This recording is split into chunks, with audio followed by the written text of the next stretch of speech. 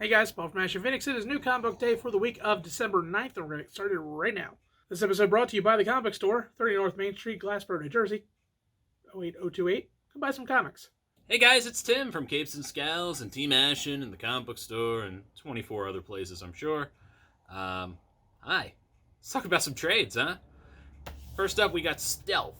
Paul read Stealth, and Paul likes Stealth. That was a good book. Pretty interesting book. Next, we have Poppy's Inferno. This thing took an eternity to come out, and here it is. I don't know anything about it. You know anything about it? We know nothing about it. We never reviewed it. Because it never came out. It took 10,000 years. Okay. Amazing Spider-Man, you're still digging this, right? Yeah. Yeah, Spencer and sometimes Otley. What's not to love? I do enjoy Spencer. I enjoy Otley. It's just not always Otley. Sometimes it's Federico Vincini. I'm bad with names, people.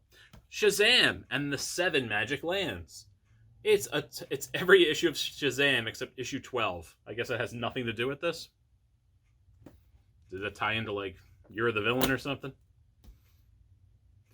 Giant Size X-Men. It's all those giant size one-shots. All of them. They should have put the old original Giant Size X-Men in here. I'm just saying. They didn't.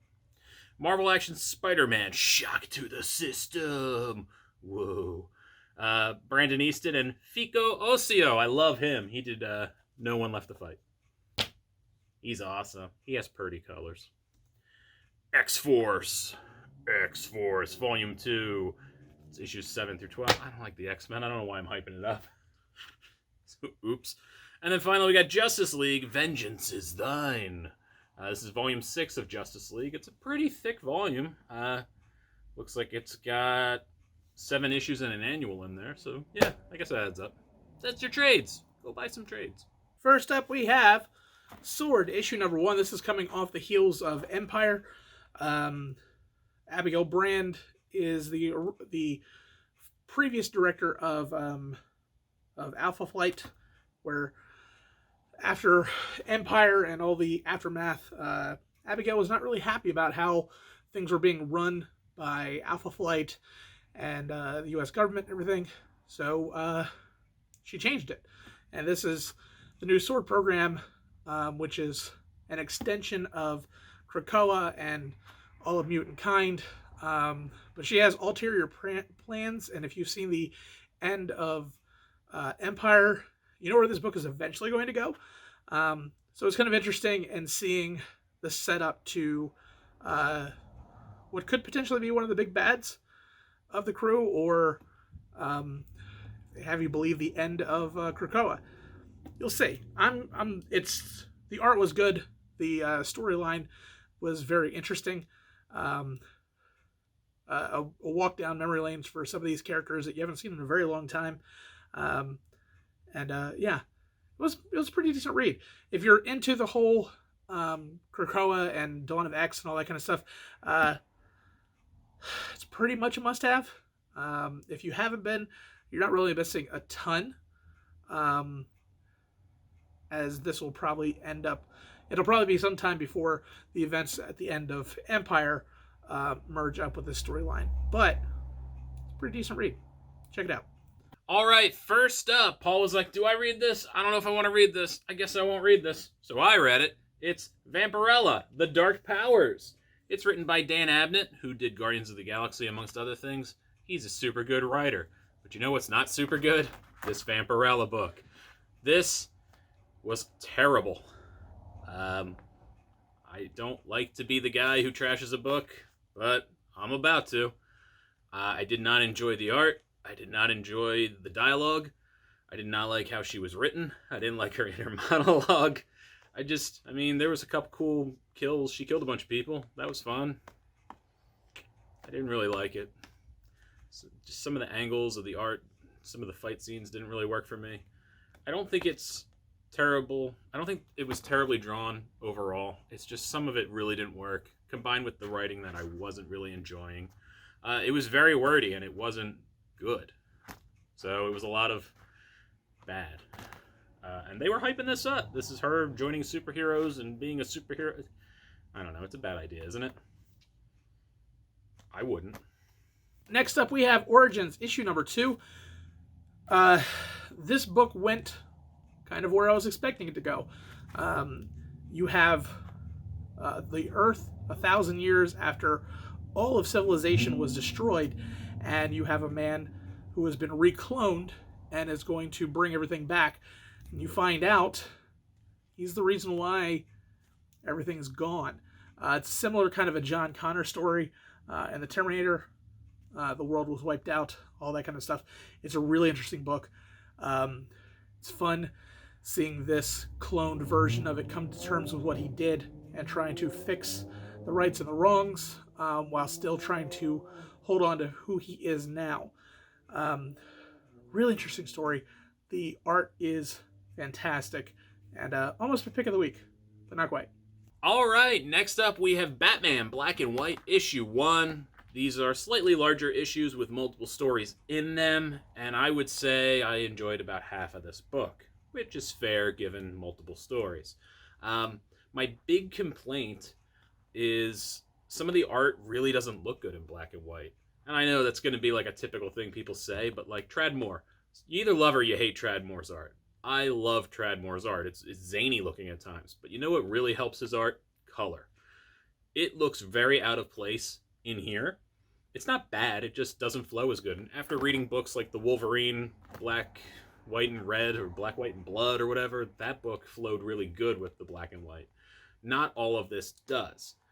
That being said, there's a great story with Paul Dini and Andy Kubert, which actually calls back to a story in Batman that Andy Kubert was a part of with the Ninja Man-Bat characters around the time Damian was introduced.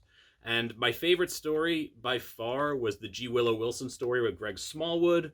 Of course, he is known for his Moon Knight, which I love Moon Knight. So drawing Batman just felt like him drawing Moon Knight again. It was great. I really enjoyed that. But yeah, there were some good stories, there were some bad stories, but overall, it's something you could definitely not hate yourself for purchasing. I think it's more good than bad. So, yeah, let me know what you guys think in the comments below about the art once you see it all. It's a wide range. They tried a bunch of things. I don't know. How do you feel about Tradmore? I like Tradmore. I just think he benefits very much from color.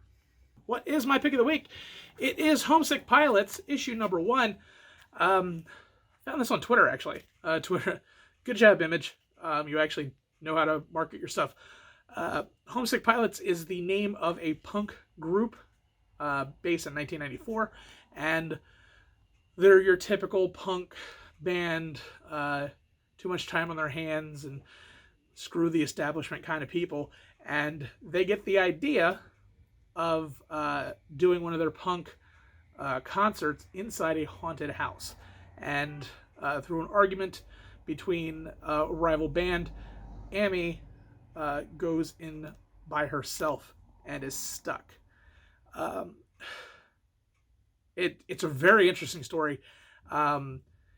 It gives. I don't want to give away what I believe is the tying point, but this house can move, and Amy is now kind of the pilot, if you were, or the emissary of this haunted house. The art is beautiful in it. It's great storytelling. It really does feel a little bit nostalgic because I'm a person of the 90s. The art is fantastic. This is a really fun read, and it's interesting. It's something I haven't seen in a while, and if you're looking for something brand new, this is definitely one to grab. So I'm curious to see how this is going to go. I really want to see where they take this ride. But yeah, you should definitely grab this. It's a fantastic read and something new. All right, what was my pick of the week, Paul? Do you know? Really? Are we doing this again? We do it every time. This is your stick. This is what sticks. No, I have no idea what you wrote. You should. It's huge, and it's the only book that was huge this week. It's Piecemeal. I didn't even see that book on our list, so I didn't. That's right. I did it before you got here because I'm efficient. Piecemeal. This is a giant magazine-sized one-shot. It is from Aftershock, and it is by Cullen Bunn with Seisman Kudransky. That shouldn't have been so hard. For some reason it was. Sorry. This book is awesome. It is a horror book. This definitely should have came out at Halloween, guys. I'm just saying. It's about some kids that are about to go off to college. They're a group of friends, and they're kind of like, hey, you know, this is kind of our last hurrah together. Let's just go hang out and go have a good time. They very much enjoy the supernatural. They are going to a haunted house in their neighborhood, quote unquote, and they find something bizarre. I'll give you a hint. It's on the cover. And they talk about it on the back. I guess I'll talk about it. It's a brain in a jar. They find a brain in a jar. You know, normal stuff you find in a house. And one of them keeps it. And that's where things start to get really weird. This was so much fun. The Cullen Bunn's just great. Pretty much at everything. He does a variety, but I've enjoyed this. The art was really cool, though, and the use of color in it was very good as well. It's a lot of dark colors, and every now and then there'll be like a shot of color, bright color, like on the back. Here's an example with the pink coming through, the pinkish purple colors. Really good. Really scary stuff in here. I enjoyed it.